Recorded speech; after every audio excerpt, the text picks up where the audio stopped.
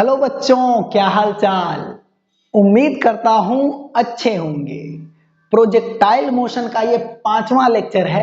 इसमें हम लोग projectile at an inclined plane और डबल प्रोजेक्टाइल मोशन पढ़ेंगे। Projectile at an inclined plane का मतलब हॉरिजेंटल से अल्फा एंगल पे एक प्लेन इंक्लाइंड है। इस प्लेन पे अगर प्रोजेक्टाइल मोशन कराएंगे तो मैक्सिमम हाइट कितना होगा, टाइम ऑफ फ्लाइट कितना होगा, रेंज क्या होगा, ये सब कैलकुलेट करेंगे। और डबल प्रोजेक्टाइल मोशन का मतलब एक ही हॉरिजेंटल प्लेन पे दो पार्टिकल को साइमल्टेनियसली प्रोजेक्टाइल मोशन कराएंगे और इसमें पूछेंगे कि ये दोनों पार्टिकल कितने टाइम पे टकराएगा और कितने हाइट पे टकराएगा। तो पेन और कॉपी लेके तैयार हो जाओ। शुरू करते हैं projectile at an inclined plane से।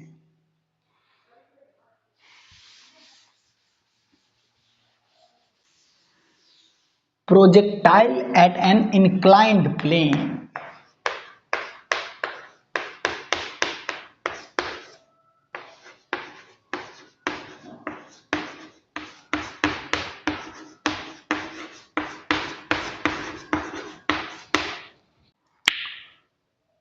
ये मान लो हॉरिजेंटल है और हॉरिजेंटल से अल्फा एंगल पे एक प्लेन इंक्लाइंड है अल्फा एंगल पे, और इस प्लेन पे प्रोजेक्टाइल मोशन कराओ। किसी पार्टिकल को u वेलोसिटी से इस प्लेन के साथ थीटा एंगल पे प्रोजेक्ट करो।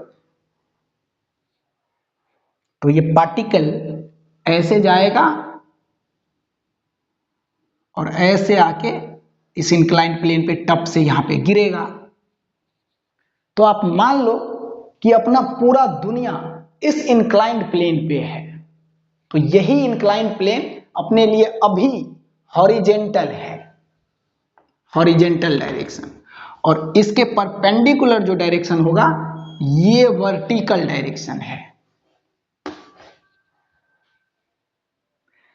ठीक, तो इस वेलोसिटी का इफेक्ट इंक्लाइंड के along u cos theta, u cos theta, और इस इंक्लाइन के परपेंडिकुलर मतलब इस वर्टिकल डायरेक्शन में u sin theta, u sin theta.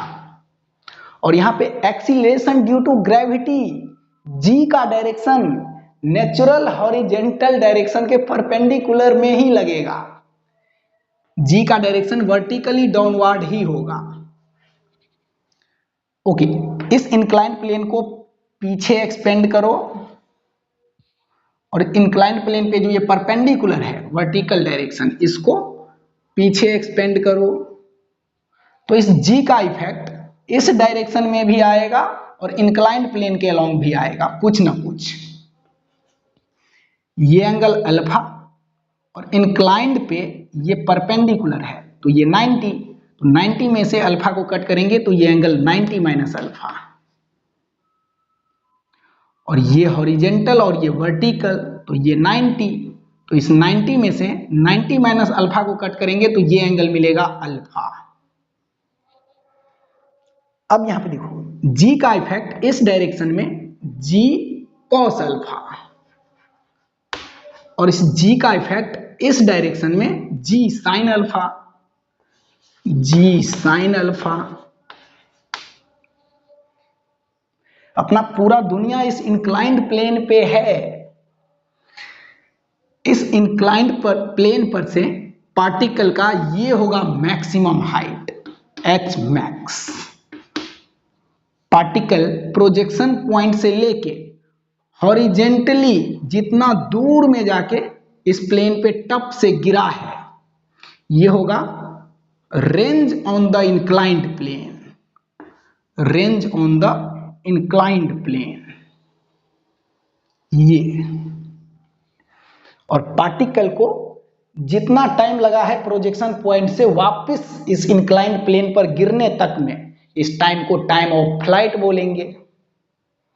अब यहां पे देखो इंक्लाइंड प्लेन के डायरेक्शन में एक्सीलरेशन है जी साइन अल्फा और इंक्लाइंड प्लेन के परपेंडिकुलर डायरेक्शन में एक्सीलरेशन है जी कॉस अल्फा। दोनों डायरेक्शन में एक्सीलरेशन है, इंक्लाइंड के अलोंग भी और इंक्लाइंड के परपेंडिकुलर भी। तो इंक्लाइंड प्लेन के परपेंडिकुलर ले जाएगा पार्टिकल को, इस डायरेक्शन में पार्टिकल को ले जाएगा ये वेलोसिटी। तो इंक्लाइंड प्लेन के परपेंडिकुलर डायरेक्शन में इक्वेशन ऑफ मोशन लगाएंगे तो एच मैक्स मिलेगा और टाइम ऑफ फ्लाइट मिलेगा। तो इंक्लाइंड प्लेन के परपेंडिकुलर डायरेक्शन में इक्वेशन ऑफ मोशन लगाओ। इंक्लाइंड प्लेन के परपेंडिकुलर डायरेक्शन में इनिशियल वेलोसिटी है u sin थीटा और एक्सीलरेशन वेलोसिटी के अपोजिट डायरेक्शन में है g cos अल्फा। तो ये पार्टिकल मैक्सिमम कितने हाइट तक जाएगा, यहां पे फिगर बना देते हैं। Initial velocity u sin theta और एक्सीलरेशन है वेलोसिटी के अपोजिट डायरेक्शन में g cos alpha, g cos alpha. तो ये मैक्सिमम कितने हाइट तक जाएगा,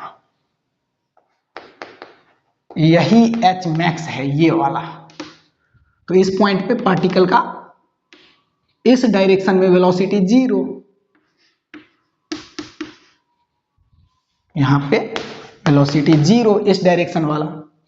इंक्लाइंड प्लेन के परपेंडिकुलर डायरेक्शन में इक्वेशन ऑफ मोशन लगाएंगे यहां पे, तो इसमें लगा दो v स्क्वायर बराबर u स्क्वायर प्लस 2as। तो v 0 है तो 0 का स्क्वायर 0 बराबर u स्क्वायर, तो u है u sine theta, u square sine square theta plus 2as। तो 2 और a के जगह पे एक्सीलरेशन g cos अल्फा है जो कि मोशन के अपोजिट डायरेक्शन में है, तो इसको नेगेटिव साइन के साथ यहां पे रखेंगे तो इस पॉजिटिव को नेगेटिव कर देगा g cos अल्फा और s डिस्प्लेसमेंट। तो इस पॉइंट से मैक्सिमम कितने हाइट पे जाके पार्टिकल 0 हुआ है, यही है डिस्प्लेसमेंट h मैक्स। तो h मैक्स इस -2g cos alpha h max को इस साइड लाएंगे तो plus 2g cos alpha h max बराबर u square sine square theta. तो h मैक्स बराबर u square sine square theta और बाई में आएगा 2g cos alpha, 2g cos alpha. ये है maximum height of the particle from the inclined plane. ठीक, अब टाइम ऑफ फ्लाइट, तो पार्टिकल को यहां से यहां जाने में जितना टाइम लगा उतना ही टाइम लगेगा यहां से वापस इंक्लाइंड प्लेन पे गिरने में। तो यहां से यहां तक का टाइम निकाल लो और उसको डबल कर दो तो वही होगा टाइम ऑफ फ्लाइट। मतलब यहां से यहां जाने में पार्टिकल को कितना टाइम लगा, तो इसके लिए v बराबर u प्लस ए टी लगाओ, v बराबर u प्लस ए टी। तो v 0 है बराबर u साइन थीटा है और a के जगह पे ये g cos अल्फा मोशन के अपोजिट डायरेक्शन में है तो नेगेटिव साइन के साथ minus g cos alpha, g cos alpha into T. तो यहां से minus g cos alpha into T को इस साइड लाएंगे तो plus g cos alpha into T बराबर यू साइन थीटा। तो टी बराबर u sine theta by g cos alpha, g cos alpha. इतने टाइम में पार्टिकल यहां से इस पॉइंट पे आ जाएगा, एच मैक्स वाले पॉइंट पे आ जाएगा। तो इतना ही टाइम में वापस यहां से इंक्लाइंड प्लेन पे आएगा, वापस यहां से इंक्लाइंड प्लेन पे। तो इसी टाइम को डबल कर दो, वही होगा टाइम ऑफ फ्लाइट। तो time of flight equal to 2u sine theta by g cos alpha, g cos alpha. तो ये है टाइम ऑफ फ्लाइट।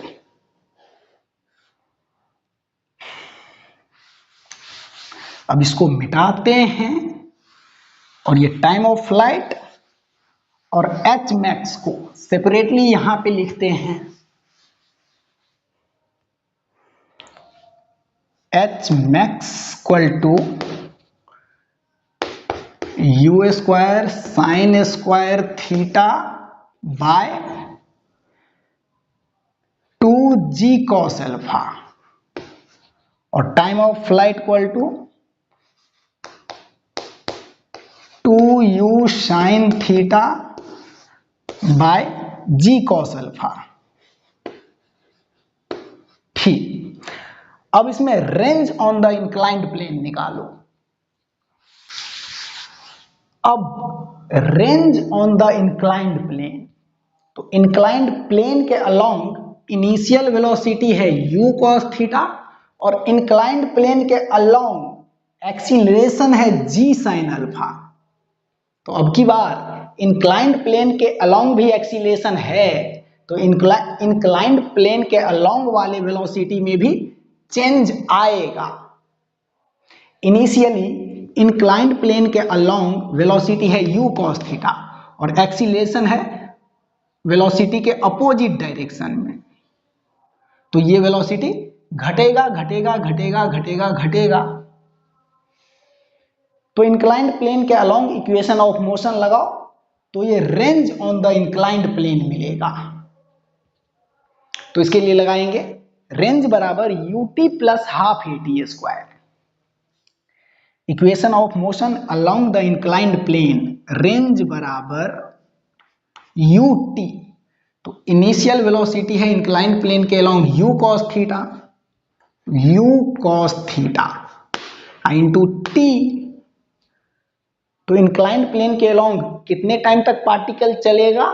जितने टाइम तक पार्टिकल हवा में रहेगा, और पार्टिकल हवा में कितनी देर तक रहेगा ये टाइम हम लोग निकाल चुके हैं, time of flight 2u sine theta by g cos alpha.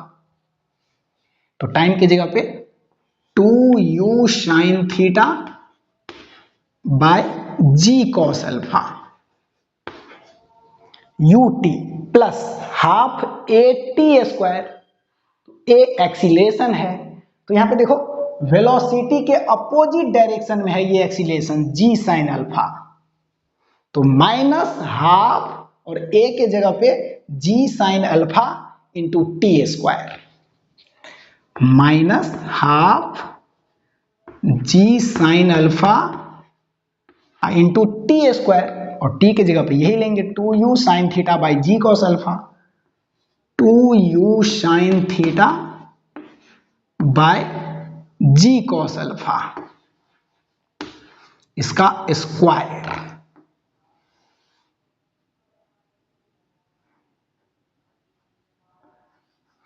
तो ये है range on the inclined plane.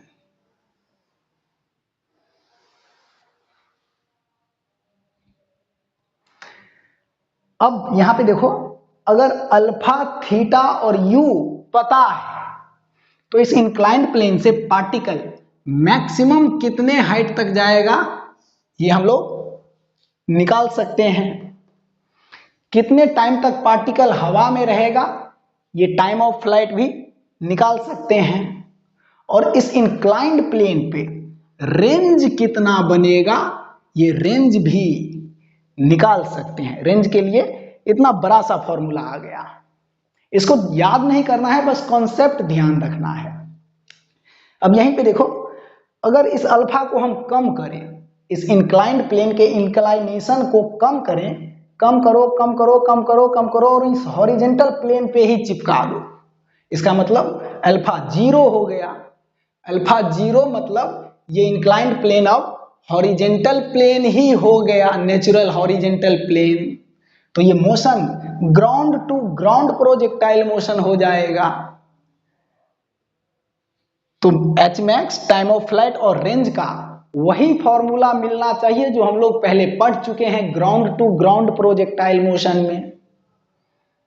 तो इसमें अगर अल्फा 0 करेंगे तो h max, time of flight और रेंज का वही फॉर्मूला मिलेगा जो हम लोग पहले पढ़ चुके हैं ground to ground projectile motion में, ऐसे वाले प्रोजेक्टाइल मोशन में।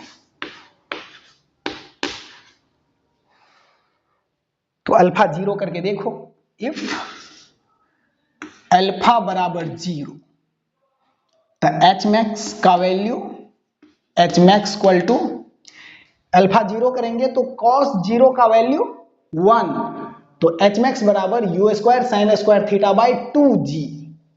देखो पुराना वाला फॉर्मूला ही मिला, u square sine square theta by 2g। Alpha के जगह पे यहां पे 0 रखेंगे तो time of flight 2u sine theta by g, क्योंकि cos 0 1 हो जाएगा। तो टाइम ऑफ फ्लाइट का फॉर्मूला भी वही मिला जो ग्राउंड टू ग्राउंड प्रोजेक्टाइल में हम लोग पढ़े थे, 2u sine theta by g।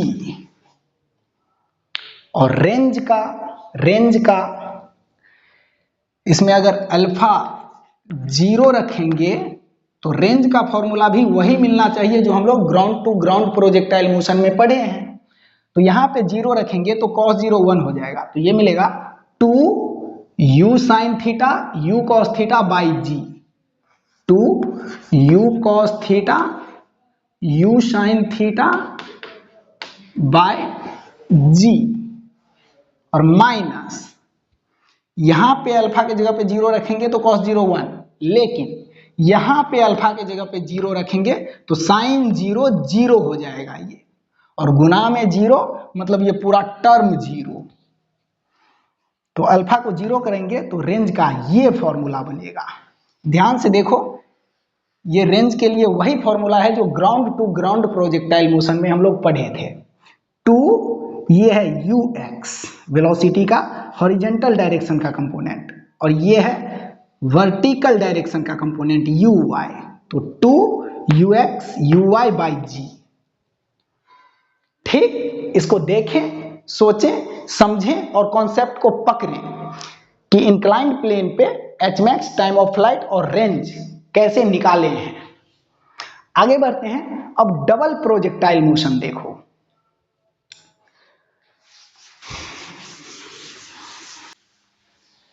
Double projectile motion,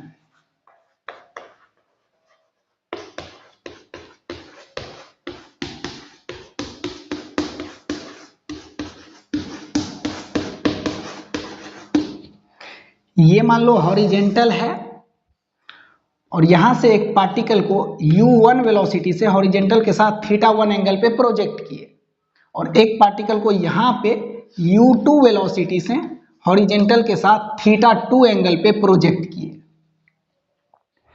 और ये दोनों पार्टिकल ऊपर में कहीं पे टकरा रहा है, मिल रहा है। तो मान लो ये इसके मोशन का पाथ ये है और इसके मोशन का पाथ ये है, तो यहां पे आकर दोनों पार्टिकल टकरा गया, और टकराया है इसका मतलब इस वक्त ग्राउंड से सेम हाइट पे होगा, तभी दोनों पार्टिकल यहां पे टकराया है। टेनियसली t बराबर 0 टाइम पे प्रोजेक्ट किए हैं।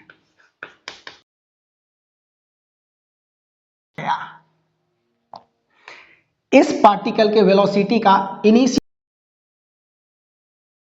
cos θ1 और वर्टिकल कंपोनेंट u1 sin θ1,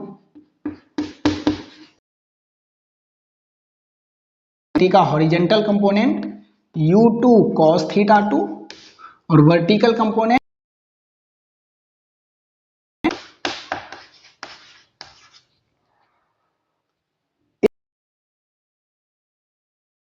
को ऊपर ले जाएगा, दोनों पार्टिकल के वेलोसिटी का वर्टिकल कंपोनेंट, ये कंपोनेंट इसको ऊपर ले जाएगा और इस पार्टिकल को ये कंपोनेंट ऊपर ले जाएगा, और दोनों पार्टिकल यहां पे टकरा रहा है t टाइम पे। इसका मतलब t टाइम पे दोनों पार्टिकल ग्राउंड से सेम हाइट पे होगा। तो देख लो, ये पार्टिकल ग्राउंड से कितने हाइट पे चला जाएगा t टाइम में, और ये पार्टिकल ग्राउंड से t टाइम में कितने हाइट पे चला जाएगा, और दोनों के हाइट को इक्वल करो तो एक कंडीशन मिलेगा दो पार्टिकल को टकराने का। तो वर्टिकल डायरेक्शन में इक्वेशन ऑफ मोशन लगाएंगे इस पार्टिकल के लिए, h बराबर ut plus half at square, h बराबर ut, तो u है u1 साइन थीटा 1 t अब प्लस हाफ at स्क्वायर। तो यहाँ पे acceleration due to gravity vertically downward है, तो minus half g T square, minus half g T square. और उस पार्टिकल के लिए टी टाइम में height u2 sine theta 2 minus half g T square. और दोनों पार्टिकल टकरा रहा है टी टाइम में, मतलब दोनों पार्टिकल सेम हाइट पे होगा, तो इसको और इसको इक्वल करो, u1 sine theta 1 minus half u1 sine theta 1 into T minus half g T square बराबर u2 sine theta 2 T, u2 sine theta 2 T और minus half g T square. तो यहां पे देखो इक्वालिटी के इस साइड और इस साइड, दोनों साइड ये minus half g T square है, तो इससे ये कट जाएगा। u1 साइन थीटा 1 टी बराबर u2 साइन थीटा 2 टी, तो t से t भी कट जाएगा। u1 साइन थीटा 1 बराबर u2 साइन थीटा 2, ये कंडीशन मिला। इसको आप ध्यान से देखें तो ये u1 साइन थीटा 1 इस पार्टिकल का वेलोसिटी का वर्टिकल कंपोनेंट है इनिशियली, और u2 साइन थीटा 2 इस पार्टिकल का वेलोसिटी का वर्टिकल कंपोनेंट है इनिशियली। इसका मतलब दो पार्टिकल को ऐसे प्रोजेक्ट करेंगे और दोनों पार्टिकल के वेलोसिटी का वर्टिकल कंपोनेंट इक्वल है, तो दोनों पार्टिकल हवा में कहीं ना कहीं पे टकरा जाएगा। टकराने के लिए ये कंडीशन सेटिस्फाई होना चाहिए। दोनों पार्टिकल के इनिशियल वेलोसिटी का वर्टिकल कंपोनेंट सेम है, इसका मतलब दोनों पार्टिकल सेम हाइट पे होगा, सेम हाइट पे होगा, सेम हाइट पे होगा, हमेशा सेम हाइट पे रहेगा, तो कभी ना कभी टकरा जाएगा। लेकिन अगर मोशन ऐसा है, एक पार्टिकल को यहां से u1 वेलोसिटी से थीटा 1 एंगल पे प्रोजेक्ट किए और एक पार्टिकल को यहां से u2 वेलोसिटी से थीटा 2 एंगल पे प्रोजेक्ट किए, और ये पार्टिकल ऐसे जाता है और यहां पे नीचे गिर जाता है, और ये पार्टिकल ऐसे आता है और यहां पे नीचे गिर जाता है। तो ध्यान से देखो, इस प्रोजेक्टाइल का रेंज ये है r1 और इस प्रोजेक्टाइल का रेंज ये है r2, और दोनों पार्टिकल के प्रोजेक्शन पॉइंट के बीच का ये हॉरिजेंटल सेपरेशन मान लो x है। तो यहां पे ये x बराबर है r1 प्लस r2 के। यहां पे इस पार्टिकल के वेलोसिटी का वर्टिकल कंपोनेंट इनिशियली और इस पार्टिकल के वेलोसिटी का वर्टिकल कंपोनेंट इनिशियली, ये दोनों बराबर है, ये कंडीशन सेटिस्फाई है। तो ध्यान से देखो, ये दोनों पार्टिकल यहां पे आके ग्राउंड पे आके टकराया है। अगर ये कंडीशन सेटिस्फाई होगा तभी टकराएगा, तो ये कंडीशन तो यहां पे सेटिस्फाई है, लेकिन यहां पे आके दोनों टकरा रहा है इस कंडीशन पे। लेकिन यहीं पे अगर मोशन ऐसा हो, एक पार्टिकल को यहां से प्रोजेक्ट किए u1 वेलोसिटी से थीटा 1 एंगल पे और एक पार्टिकल को यहां से प्रोजेक्ट किए u2 वेलोसिटी से थीटा 2 एंगल पे, और दोनों पार्टिकल के वेलोसिटी का वर्टिकल कंपोनेंट इक्वल है, वर्टिकल कंपोनेंट इक्वल है, ये कंडीशन सेटिस्फाई है। लेकिन ये पार्टिकल ऐसे गया और यहां आके टप से गिर गया, और ये पार्टिकल ऐसे गया और यहां आके टप से गिर गया, तो ये दोनों पार्टिकल हवा में कभी नहीं टकराएगा। यहां पे देखो, इसका रेंज r1 और इसका रेंज r2, और दोनों पार्टिकल के प्रोजेक्शन पॉइंट के बीच का ये हॉरिजेंटल सेपरेशन मान लो x। यहां पे आप ध्यान से देखो तो ये x r1 और r2 के जोड़ से, सम से ज्यादा है। यहां पे ये x ज्यादा है R1 प्लस R2 से। तो इस कंडीशन पे दोनों पार्टिकल हवा में कभी नहीं टकराएगा, चाहे ये कंडीशन सेटिस्फाई भी हो। ठीक, लेकिन यहीं पे अगर कंडीशन ऐसा हो कि ये हॉरिजेंटल और यहां से एक पार्टिकल को u1 वेलोसिटी से प्रोजेक्ट किए θ1 एंगल पे, और यहां से एक पार्टिकल को u2 वेलोसिटी से प्रोजेक्ट किए θ2 एंगल पे, और इसके मोशन का पाथ ये है और इसके मोशन का पाथ ये है, और दोनों पार्टिकल के वर्टिकल वेलोसिटी का वर्टिकल कंपोनेंट इक्वल है। ये कंडीशन सेटिस्फाई है। तो देखो ये दोनों पार्टिकल यहां पे टकरा गया। क्यों टकरा गया? क्योंकि इसका रेंज R1 ये है और इसका रेंज R2 ये है। तो यहां पे दोनों पार्टिकल के प्रोजेक्शन पॉइंट के बीच का ये हॉरिजेंटल सेपरेशन, ये x R1 और R2 के सम से, जोड़ से छोटा है। तो ये दोनों पार्टिकल हवा में टकरा गया इस कंडीशन पे।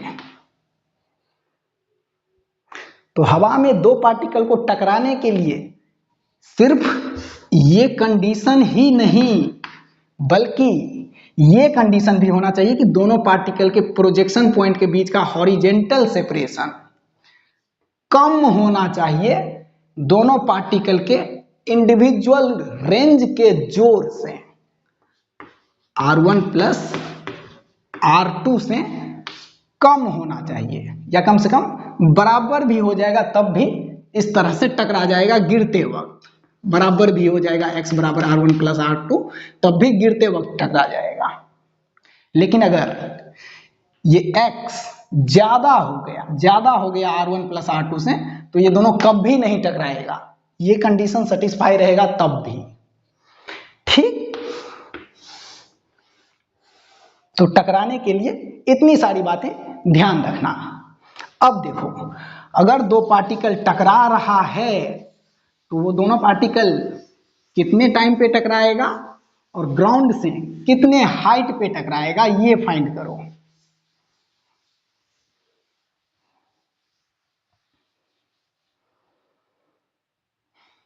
ये हॉरिजेंटल, एक पार्टिकल को u1 वेलोसिटी से प्रोजेक्ट करो θ1 एंगल पे, और एक पार्टिकल को u2 वेलोसिटी से θ2 एंगल पे, और यहां पे दोनों पार्टिकल के प्रोजेक्शन पॉइंट का ये हॉरिजेंटल सेपरेशन, ये x कम है इसके रेंज और इसके रेंज के जोड़ से, R1 प्लस R2 से, और दोनों पार्टिकल के वेलोसिटी का वर्टिकल कंपोनेंट इक्वल है। ये कंडीशन सेटिस्फाई है और ये कंडीशन भी सेटिस्फाई है। तो ये दोनों पार्टिकल हवा में कहीं ना कहीं टकरा जाएगा। तो मान लो कि ये इधर कहीं पे टकरा गया, इधर कहीं पे टकरा गया, तो ये हाइट कितना होगा, कितने हाइट पे टकराया? तो t बराबर 0 टाइम पे दोनों को साइमल्टेनियसली प्रोजेक्ट किए हैं और t टाइम पे टकरा गया है। हॉरिजेंटल डायरेक्शन में इसका वेलोसिटी होगा u1 cos θ1, u1 cos θ1, और हॉरिजेंटल डायरेक्शन में इसका वेलोसिटी u2 cos θ2।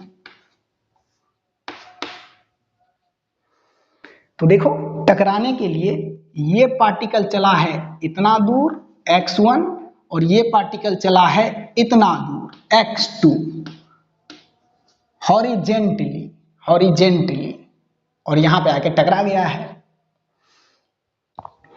तो टकराने का टाइम निकालने के लिए क्या हम ये कर सकते हैं, x1 प्लस x2 बराबर ये x,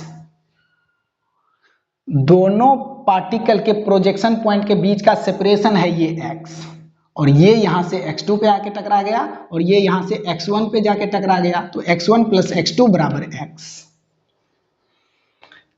x1 प्लस x2 बराबर x।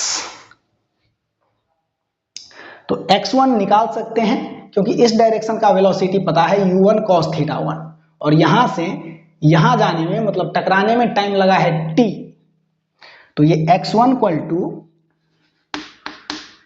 Distance equal to speed into time, क्योंकि इस डायरेक्शन में कोई एक्सीलरेशन नहीं है, तो स्पीड इंटू टाइम, तो u1 cos theta 1 into time, और x2 बराबर u2 cos theta 2 into time. अब इन दोनों को जोड़ के इस x के बराबर कर दो,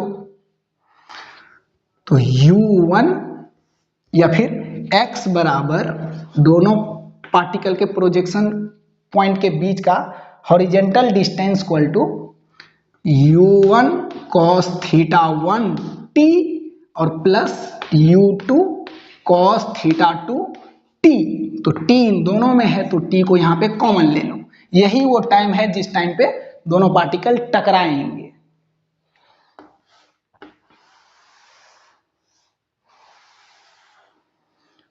तो इस इक्वेशन से ये टाइम निकल जाएगा, और इसी टाइम से हम निकाल लेंगे कि ये पार्टिकल इतने टाइम में कितने हाइट पे जाएगा। तो इस टाइम पे जितने हाइट पे रहेगा उतना ही हाइट पे दोनों पार्टिकल टकराएगा, और वैसे भी इतने टाइम पे दोनों पार्टिकल का हाइट सेम रहेगा क्योंकि उस वक्त टकराना है। तो इसी टाइम को इस इक्वेशन में या इस इक्वेशन में पुट करेंगे तो हाइट मिल जाएगा कि कितने हाइट पे टकराया है। ठीक, इतनी बातें क्लियर है, तो आओ इस पे एक क्वेश्चन कर लेते हैं।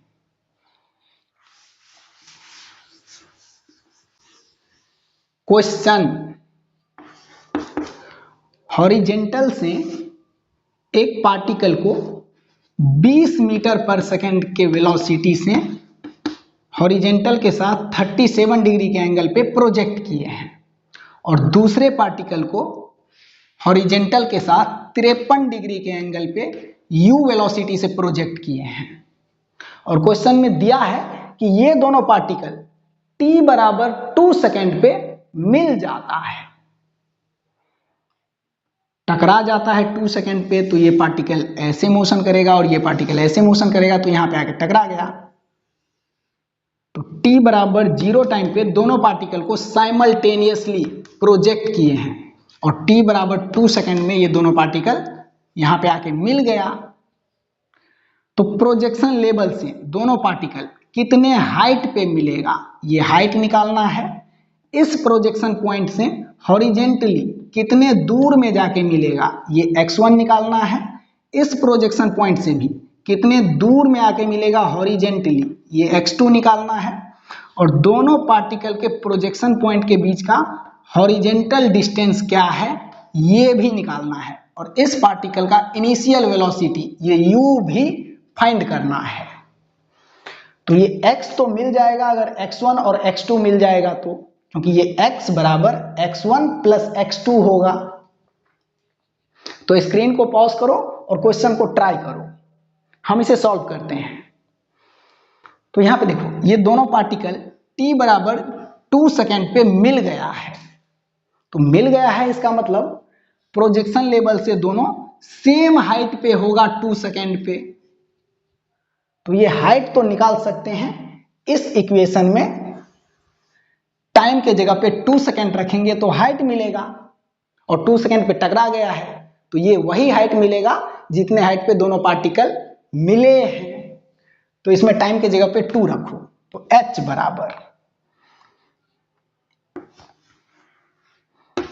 बराबर u1, तो इसका u है 20, साइन थीटा 1, थीटा है 37, साइन 37 का वैल्यू 3/5 इंटू टी, 2 सेकंड में हाइट निकालना है तो इंटू 2, और माइनस 1/2, जी का वैल्यू 10 ले लो, इंटू टी स्क्वायर, 2 सेकेंड में मिला है तो इसका स्क्वायर करेंगे तो 4। तो यहाँ पे देखो 5 से इस 20 को कट करेंगे तो 4 होगा, 2 से 10 को कट करेंगे तो 5 होगा। तो हाइट आया 4 तिया 12, 12 दूना 24, माइनस 5 चौका 20, 24 में से 20 गया तो h बराबर 4 मीटर। मतलब प्रोजेक्शन लेवल से 4 मीटर के हाइट पे मिला है 2 सेकेंड पे। तो अब यहां से ये u भी मिल जाएगा, ये वेलोसिटी अब मिल जाएगा। क्यों?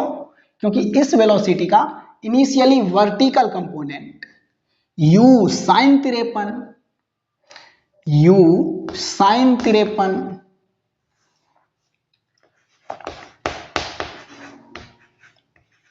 और sign 53 degree equal to 4/5।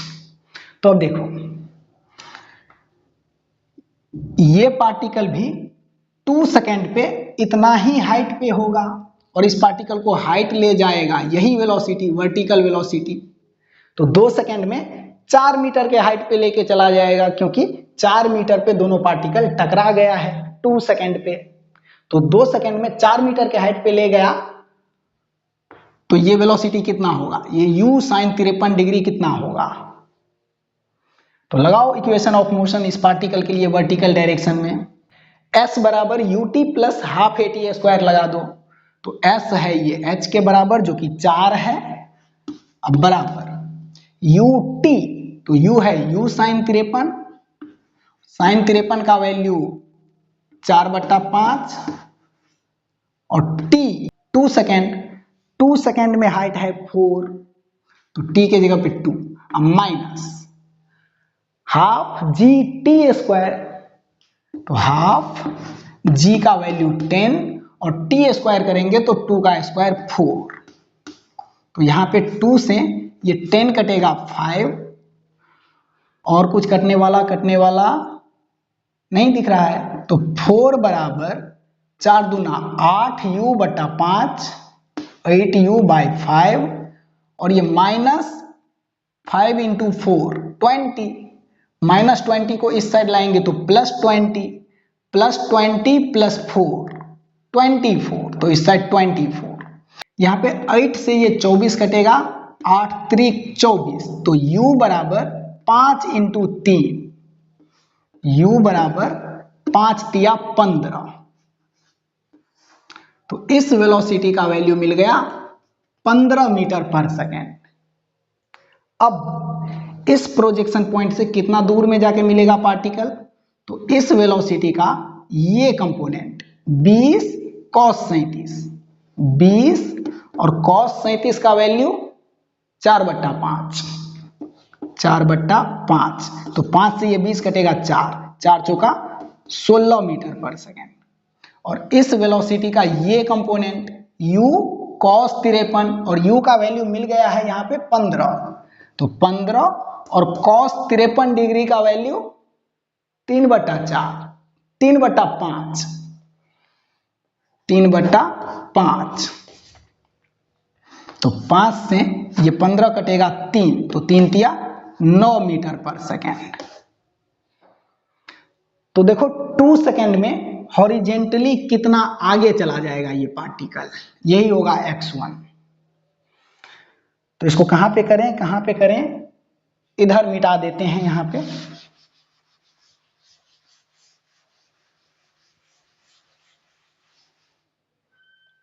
x1 बराबर डिस्टेंस बराबर स्पीड इंटू टाइम, तो इस डायरेक्शन का स्पीड है 16 और यहां से यहां जाने में टाइम लगा है 2 सेकेंड।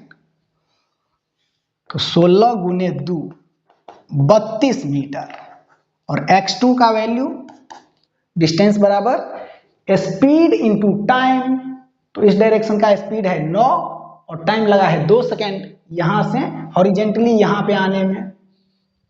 तो 9 गुने 2 18 मीटर। तो x1 और x2 का वैल्यू आ गया 32 और 18, 32 और 18। तो दोनों पार्टिकल के प्रोजेक्शन पॉइंट के बीच का ये हॉरिजेंटल लेंथ, इस x का वैल्यू 32 प्लस 18, 8 2 10, 3 1 4 और 1 5, 50 मीटर। इसका मतलब दोनों पार्टिकल को हॉरिजेंटली 50 मीटर के सेपरेशन से प्रोजेक्ट किया गया है। ठीक, ये अच्छा क्वेश्चन था डबल प्रोजेक्टाइल का। इसको देखें, सोचें, समझें और कॉन्सेप्ट को पकड़ें। आगे बढ़ते हैं, इस पे एक लास्ट क्वेश्चन और कर लेते हैं। ये लास्ट है।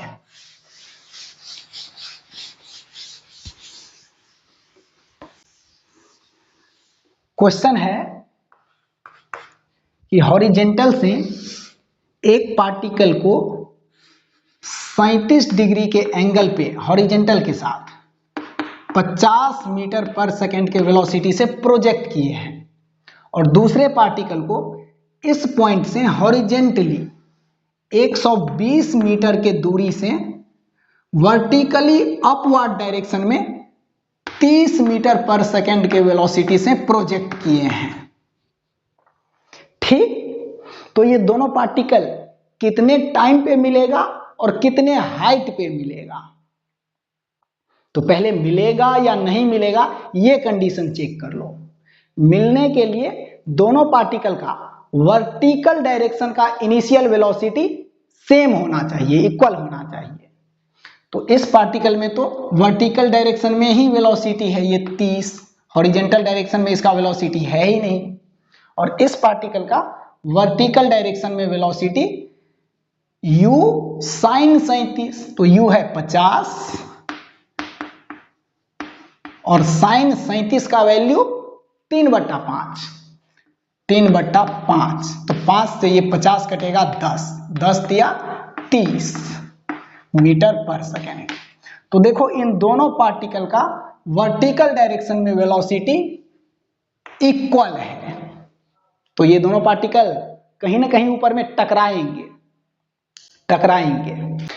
इस पार्टिकल का हॉरिजेंटल डायरेक्शन में भी वेलोसिटी है u cos 37, u है 50 इंटू cos 37 का वैल्यू 4/5, 4/5, तो 5 से ये 50 कटेगा 10, तो ux बराबर 40 मीटर पर सेकेंड। ठीक, अब देखो इस पार्टिकल को हॉरिजेंटली 120 मीटर जाने में कितना टाइम लगेगा? तो हॉरिजेंटल डायरेक्शन का वेलोसिटी है 40 मीटर पर सेकेंड, तो हॉरिजेंटली 120 मीटर जाने में कितना टाइम लगेगा? तो हॉरिजेंटल डायरेक्शन में एक्सीलरेशन है नहीं, तो इस डायरेक्शन में सिंपल इक्वेशन लगाएंगे, speed equal to distance by time. तो इस डायरेक्शन का स्पीड है 40 इक्वल टू डिस्टेंस ट्रेवल करना है 120, अब बाय टाइम कितना लगेगा यहां से वहां तक जाने में हॉरिजेंटली ये टाइम। तो यहां से टाइम बराबर 1 0 से 1 0 कट जाएगा, 4 तिया 12, क्रॉस मल्टीप्लाई करेंगे तो t बराबर 3 सेकेंड। इसका मतलब ये पार्टिकल यहां से ऐसे चलेगा और 3 सेकेंड में यहां पे आ जाएगा, यहां पे। और दोनों पार्टिकल का वर्टिकल डायरेक्शन का वेलोसिटी इक्वल है, तो 3 सेकेंड में ये पार्टिकल इतना हाइट गेन करेगा, तो 3 सेकेंड में ये पार्टिकल भी इतना ही हाइट गेन करेगा। तो ये हाइट कितना होगा? एक चीज तो फाइनल है कि 3 सेकेंड में दोनों पार्टिकल टकरा जाएगा। अब निकाल लो कितने हाइट पे टकराएगा, तो देख लो 3 सेकेंड में कितने हाइट पे चला जाएगा। इनिशियल वेलोसिटी है वर्टिकल डायरेक्शन में 30 इन दोनों का, और वर्टिकली डाउनवर्ड डायरेक्शन में एक्सीलरेशन भी है g। तो 3 सेकेंड में कितने हाइट पे चला जाएगा? तो 3 सेकेंड में हाइट मिलेगा, इसके लिए इक्वेशन लगाओ, h बराबर ut minus half gt square. तो u है वर्टिकल डायरेक्शन का इनिशियली 30 और हाइट चाहिए 3 सेकेंड में जिस वक्त टकरा रहा है उस वक्त, तो 3, तो ut माइनस हाफ g का वैल्यू 10 इंटू टी स्क्वायर, तो 3 का स्क्वायर 9, तो 2 से ये 10 कटेगा 5, तो h बराबर 30 तिया 90 माइनस 9 पंचे 45, 90 में से 45 गया तो 45 मीटर। तो ये दोनों पार्टिकल ग्राउंड से 45 मीटर के हाइट पे टकराएगा, 45 मीटर के हाइट पे टकराएगा प्रोजेक्ट करने के 3 सेकेंड में। ठीक, t बराबर 0 टाइम पे दोनों को साइमल्टेनियसली प्रोजेक्ट किए थे और t बराबर 3 सेकेंड में दोनों पार्टिकल ग्राउंड से 45 मीटर के हाइट पे टकरा गया। तो आज के इस लेक्चर में हम लोग projectile at an inclined plane पढ़े, डबल प्रोजेक्टाइल मोशन भी पढ़े। इसमें एक क्वेश्चन और कर लो, एक क्वेश्चन और कर लो वेक्टर फॉर्म में। वेक्टर फॉर्म में ये क्वेश्चन आज के थ्योरी से कुछ अलग है। हॉरिजेंटल से कुछ हाइट से दो पार्टिकल को साइमल्टेनियसली हॉरिजेंटली अपोजिट डायरेक्शन में प्रोजेक्ट करते हैं। t बराबर 0 टाइम पे साइमल्टेनियसली एक पार्टिकल को u1 वेलोसिटी से और दूसरे पार्टिकल को u2 वेलोसिटी से। तो इस पार्टिकल के मोशन का पाथ ऐसा होगा और इस पार्टिकल के मोशन का पाथ कुछ ऐसा मान लो। तो t टाइम पे ये पार्टिकल मान लो यहां पे आ गया और t टाइम पे ये पार्टिकल मान लो यहां पे आ गया।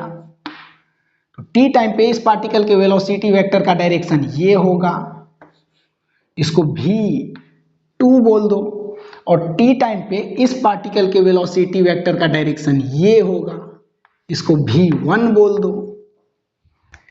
इस वेलोसिटी वेक्टर को पीछे एक्सपेंड करो तो ये, और इस वेलोसिटी वेक्टर को पीछे एक्सपेंड करो तो ये। तो t टाइम पे मान लो कि इन दोनों पार्टिकल के वेलोसिटी वेक्टर का डायरेक्शन एक दूसरे पे 90 डिग्री हो गया, 90 डिग्री हो गया। तो यहां पे हम यही पूछेंगे कि दोनों पार्टिकल के वेलोसिटी वेक्टर का डायरेक्शन 90 डिग्री होने में कितना टाइम लगा, ये टाइम कैलकुलेट करना है।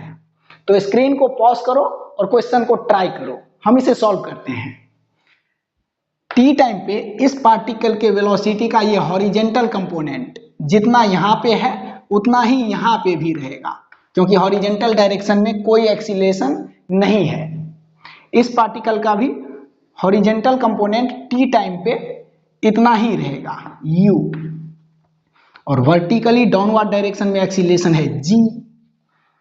तो वर्टिकली डाउनवर्ड डायरेक्शन में इस पार्टिकल का वेलोसिटी t टाइम पे कुछ ना कुछ होगा। वर्टिकल डायरेक्शन में इनिशियल वेलोसिटी 0 है और t टाइम पे वर्टिकल डायरेक्शन में वेलोसिटी आ जाएगा इस एक्सीलरेशन की वजह से। तो वो वेलोसिटी कितना होगा, इसको vy1 मान लो। तो v बराबर u प्लस at। तो इनिशियल वेलोसिटी 0 है वर्टिकल डायरेक्शन में इनिशियली, तो u 0 है और a g है वर्टिकली डाउनवर्ड, तो at करेंगे तो gt, और g है वर्टिकली डाउनवर्ड, तो ये वेलोसिटी भी वर्टिकली डाउनवर्ड। इस पार्टिकल का वेलोसिटी भी t टाइम पे वर्टिकली डाउनवर्ड डायरेक्शन में इतना ही होगा gt। ठीक, अब ये i कैप का डायरेक्शन, ये माइनस i कैप का डायरेक्शन, ऊपर j कैप का डायरेक्शन और नीचे माइनस j कैप का डायरेक्शन है। t टाइम पे इस पार्टिकल का वेलोसिटी वेक्टर कितना होगा, u1 i कैप के डायरेक्शन में और gt माइनस j कैप के डायरेक्शन में, i कैप और माइनस j कैप। तो वहां से अगर वेलोसिटी वेक्टर लिखें v1 इस पार्टिकल का t टाइम पे, तो v1 बराबर u1 i कैप के डायरेक्शन में और gt माइनस j कैप के डायरेक्शन में, तो माइनस gt j कैप। और इस पार्टिकल का वेलोसिटी वेक्टर t टाइम पे v2 बराबर u2 माइनस i कैप के डायरेक्शन में, तो माइनस u2 i कैप। और जी टी माइनस जे कैप के डायरेक्शन में, तो माइनस जी टी जे कैप। अब वेक्टर में हम लोग पढ़ चुके हैं कि दो वेक्टर जब 90 डिग्री पे होता है तो उन दोनों का डॉट प्रोडक्ट 0 के बराबर होता है। तो यहां पे इन दोनों का डॉट प्रोडक्ट 0 के बराबर कर दो, तो वहां से एक टाइम मिल जाएगा कि किस टाइम पे ये दोनों वेलोसिटी वेक्टर एक दूसरे पे परपेंडिकुलर होगा। तो v1 डॉट v2 बराबर 0, और डॉट प्रोडक्ट में सेम डायरेक्शन वाले को सेम डायरेक्शन वाले के साथ गुना किया जाता है। तो आई कैप वाले को आई कैप वाले के साथ, तो u1 गुने minus u2, minus u1 u2, और जे कैप को जे कैप वाले के साथ, तो माइनस जी टी गुने माइनस जी टी, तो माइनस माइनस प्लस, और जी टी गुने जी टी, जी स्क्वायर टी स्क्वायर बराबर 0। तो माइनस u1 u2 को उस साइड ले जाओ तो जी स्क्वायर टी स्क्वायर बराबर प्लस u1 u2, तो यहां से टी स्क्वायर बराबर u1 u2 डिवाइडेड बाय ये जी स्क्वायर, टी स्क्वायर बराबर u1 u2 और डिवाइडेड बाय जी स्क्वायर।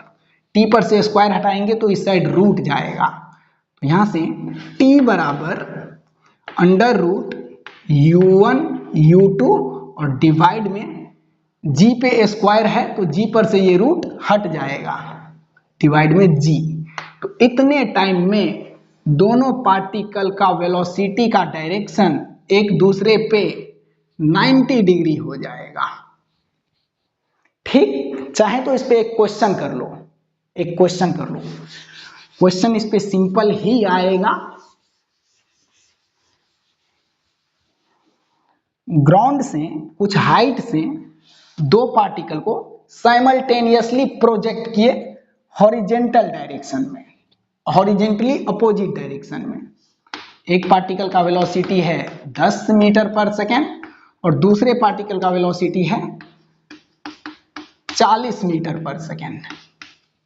तो कितने टाइम में इन दोनों पार्टिकल के वेलोसिटी का डायरेक्शन एक दूसरे पे 90 डिग्री हो जाएगा?